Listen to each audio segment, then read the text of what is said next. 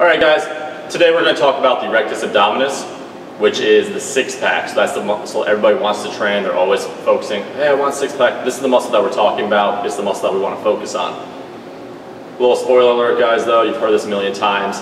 Just training in the gym isn't going to get that muscle revealed. You do need to watch your diet. You need to decrease the body fat in order to see it. You ready? Get some friction. Alright guys, here at Lakeview we don't actually have a machine that focuses on your abs specifically. If you belong to a gym, you know this machine has one where you have a seat, you have two handles up here or a bench, and you kind of crunch down over and over again, adding resistance. Because we don't have it here, I will show you what we do with our patients is we use a decline bench setup. And what we do is we have them sit in, and typically when people use this, they want to use their legs. They want to push up on this front pad, so that way they can come down, they can go up over and over and over again. It's pretty easy to do so, and you're actually going to start to feel this in your hips more than your abs. So what I want you to do instead is I want you to take your feet off of that front pad, and I want you to squeeze your heels towards your butt as you lay down. What that's doing is that's turning off your hip flexors and stabilizing your pelvis. You ready? And you're going to use your core to sit up. So you're using that rectus abdominis to get up. As you can see, even someone that's in as good a shape as Daniel is, it's very challenging. So if it's too hard for you, start at the top, squeeze your legs off the pad and lower until you feel like you're just about to fall, that muscle is just about to give out, and then come back up, adding an extra contraction in there. And eventually you'll be able to go all the way down, and then come back up on your own. Action.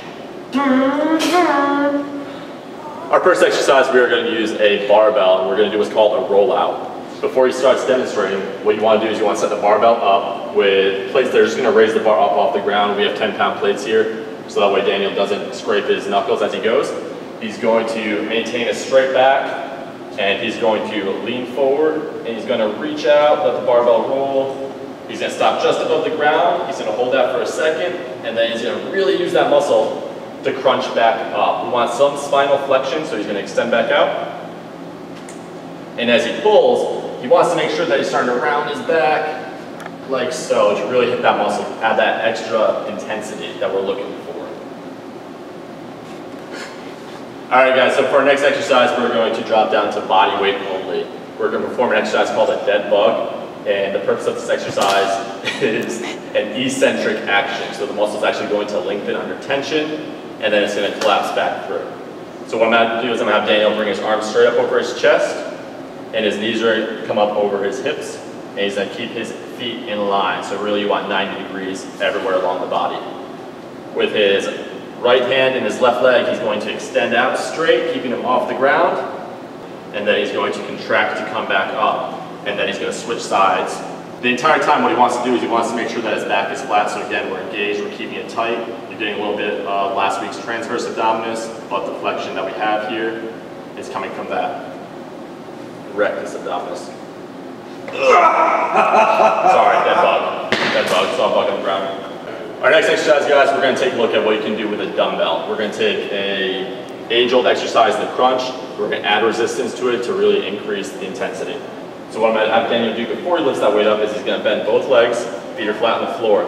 Big thing you want to think about first, guys, is tilting your pelvis. All that means is trying, again, to get the lower back flat on the floor. If you start to arch your back, that's when people start talking about injuries occurring, and that's what we want to avoid here. So again, he wants to tilt the pelvis to get his back flat, arms are extended up, and all he's going to do is he's going to crunch up, so that way his shoulder blades come off the ground, and then he's going to lower back down. Notice where he's holding the weight, guys, straight up over his chest. So as he crunches up, this force is pushing him this way. That's what you want. That's what's making that muscle stay contracted, and that's what's getting that deeper burn. So that's what we really want to focus on. Try not to hold it up here. It may seem harder, but really you're just engaging more of your shoulders to actually have to lift up. So keep it straight up over the chest, come up to the top, return back down, repeat as necessary. Okay. Alright, serious. I thought we would be serious.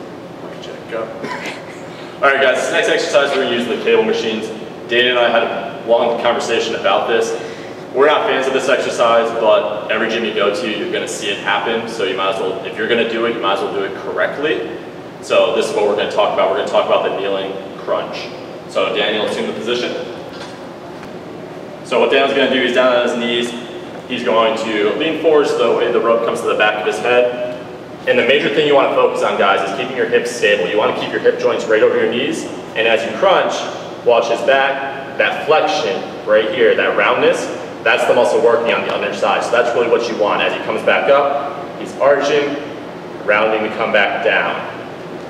Typically I show you only the right way. I'm going to show you the wrong way here too. So what Daniel's actually going to do is he's going to initiate the movement, come back up to the top. And what I want to do is most people are going to crunch and they're going to sit back, and then they're going to kind of come forward at the same time. Watch his hips when he does it incorrectly. He's generating the motion from his lower body. He's not generating the motion from his abs, and that's typically where you see the incorrect way of it being done. So if you're going to do it right. Keep the hips solid, flex the abs to pull the weight down. All right, guys, so now we're going to utilize a band. What we have here is just a regular band attached to a low attachment point. Depending on the type of band you have, it doesn't really matter. As long as you're connected low to the ground, you're going to set up just like a crunch.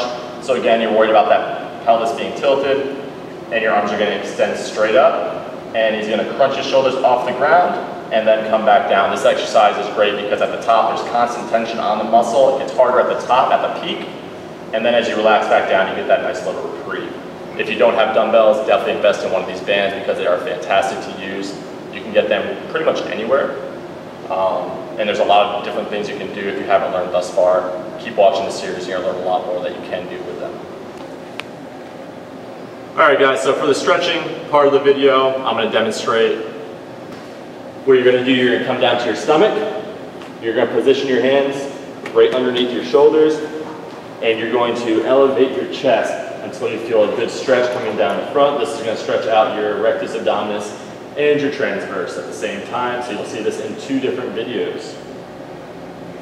Hold the stretch 15 to 30 seconds, and then return back down to the ground.